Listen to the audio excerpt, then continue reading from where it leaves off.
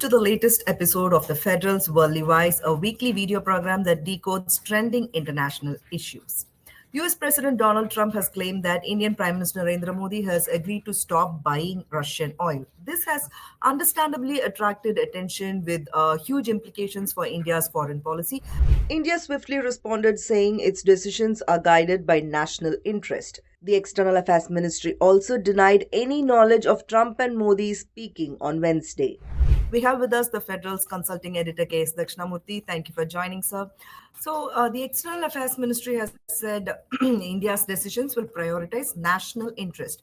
And how do you interpret this? Is it a diplomatic balancing act or a subtle pushback against Washington's narrative?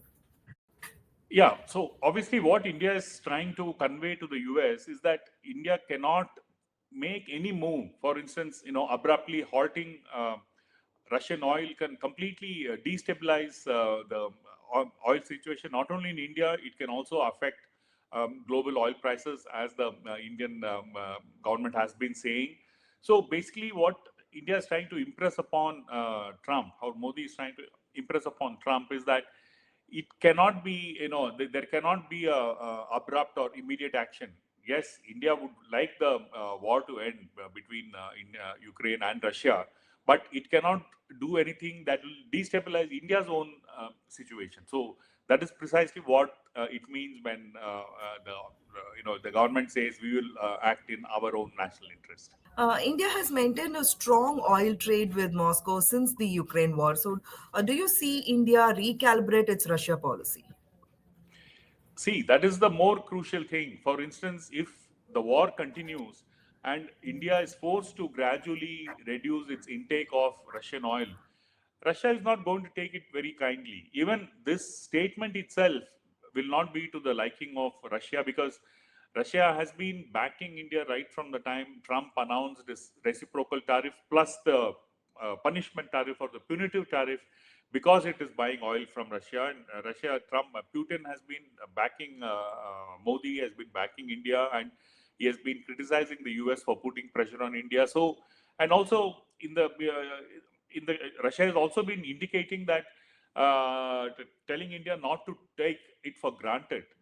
Recently Russia is in fact in the process of sending state-of-the-art military weaponry to Pakistan, which it has just started doing very recently. This kind of a military weaponry exports to Pakistan, basically telling India that yes, if you go ahead and disdain, treat us with disdain, then we will also get back to you. So it's a very difficult situation actually for India, and India can neither afford to antagonize Russia, nor of course can it afford to antagonize the US.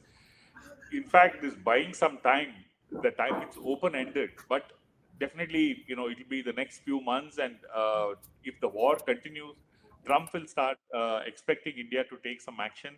And when India starts reducing its oil intake, we will get to know about it, because this is not something secretive. And so there will be a response from Russia, and India should be prepared to deal with the consequences of that, because it can affect a whole lot of other related stuff on which India is dependent upon on Russia. So, will this whole situation impact South Asia, or rather, how will it impact South Asia? See, for instance, if you take, if you take the latest big change, in the Taliban's, response to India and its friendly overtures to India and its distancing from Pakistan. In fact, there's a fighting on at the moment between Pakistan and Afghanistan. So, all this at some level, both China and Russia are involved. So, if you take Russia, in fact, Russia has been the only country to have recognized the Taliban.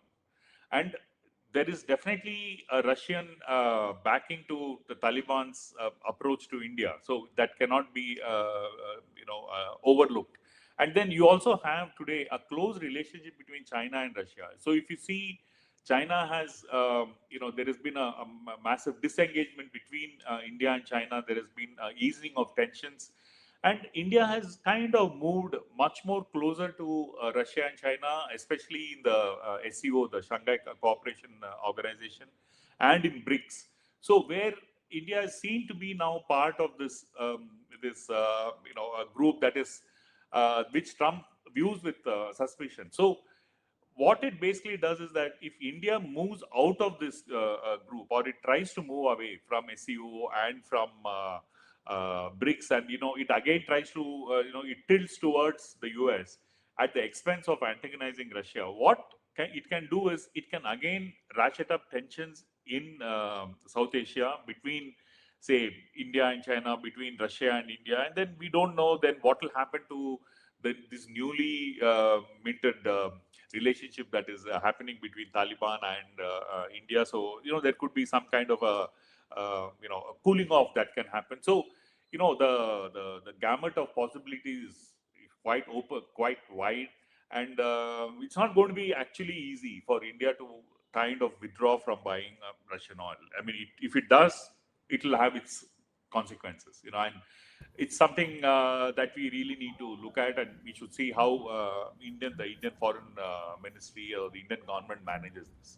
It's going to be a very tricky issue. Thank you for your input, sir.